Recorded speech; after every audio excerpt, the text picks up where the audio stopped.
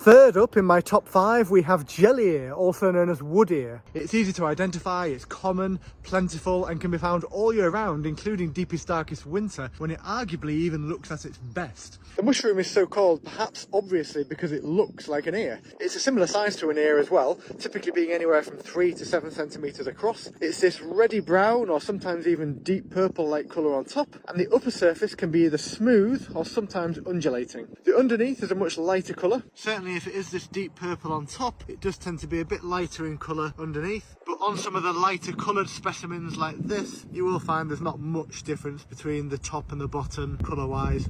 You can see as well here that the colour does vary quite significantly, and that's mainly because it's different levels of hydration. These, for example, are much drier than these ones, which are still much more jelly-like. The flesh itself feels like jelly. It's slightly translucent and fairly thin. There aren't any serious lookalikes to worry about, and certainly if it looks like this, is growing on an elder tree and the cup part of the ear is facing downwards. An easy way to remember that is to think of an ear to the ground and not upwards. Then it can't be anything else but this fungus. You can eat this mushroom raw, and it's a decent flavour. It's mild in flavour, but quite mushroomy. But it's the texture of it, especially raw, that I'm not a big fan of. It's jelly-like, but a bit rubbery as well, with a crunchy element to it, so it's just a bit weird for me. It is very good, however, in Asian-style cooking, such as in miso soups and stir-fries. In fact, a very close relative to this is even cultivated on a massive scale in the Far East. If you are using them in a stir-fry, just be aware that they can potentially explode quite dangerously